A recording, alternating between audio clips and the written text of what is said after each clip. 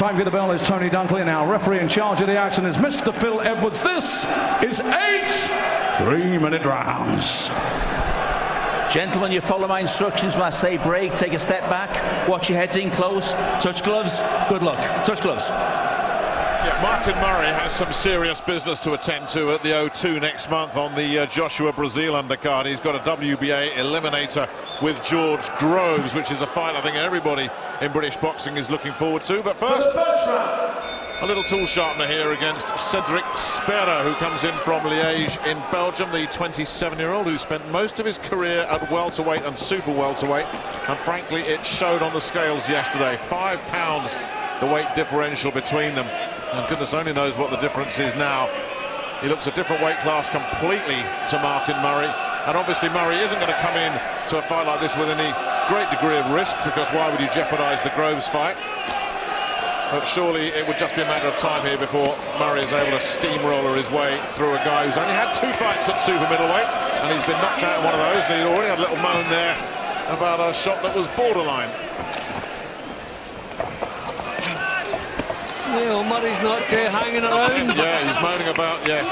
Phil Edwards is brought into play on this one, and Spera quite theatrical here about those. I mean, I thought that the first blow was a little bit low. It wasn't in a danger area, and I think Spera did make a little bit too much of it. But Murray just wants to be a little bit careful. But he really is in a hurry to get him out of there. Why doesn't he settle down? I mean, everyone knows he's in a different league to this fellow. Everyone's pretty sure he's going to get him out of there. So he just wants to take his time, calm down, and pick the punches. Oh, these are good solid shots from Murray there. Yeah, I think Martin just feels he can get this fella out of there, and he's just going to waste everybody's time. That's typical Murray, ploughing forward, applying pressure, looking for the openings. Spera bouncing all around the ring, trying to protect himself, firing back when he can. But this is a big ask for the Belgian, and Murray's just on his case all the time. Yeah, this is just a big job. It's only going to get bigger for Spera. He's managing to block a lot of the body shots, but if even one of those body shots gets through cleanly, I think we can see him out of there. These are real good solid punches from Murray. Such a gutsy, honest pro, Martin Murray.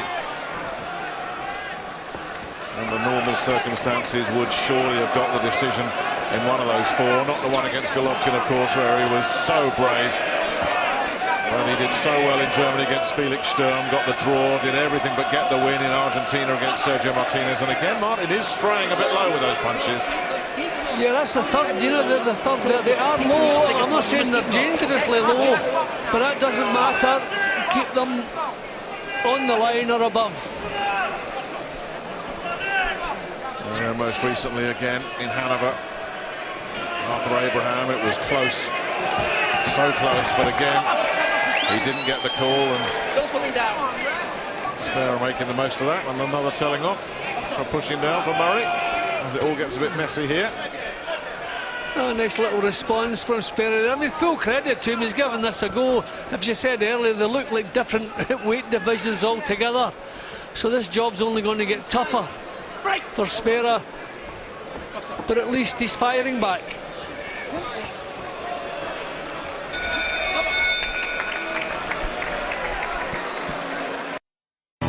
On more than one occasion.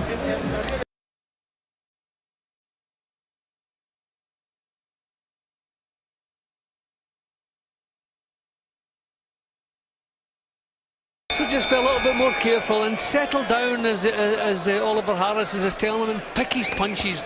Don't blast through this fellow. Yes, that's exactly what Oliver Harrison was saying. Oliver, of course, has done such a great job with Martin Murray and his stablemate Rocky Fielding, and great seeing their development over the last 2 or 3 years. But can they get Martin Murray over the hill? Can he get past Groves? Can he get another shot at a world title? Of course, George himself wants another crack at it after losing twice to Carl Froch. You know, I think it's good for boxing in this country. Oh, what a shot that was. And that one was legal. Yeah, well, that was the one, as I was saying. I think one clean body shot could really take this all away from Spera, and that's the first one that's landed cleanly. Well, the Beautiful shield, punch. Yeah, the gum shield's gone away. Spera was quite smart there. He didn't go to pick it up himself, and yet as soon as it was the call to box on, he remembered it was there. Smart. So you think the sands of time are running out here for Cedric Spera, because Murray has been working the midsection, knows he can hurt him now.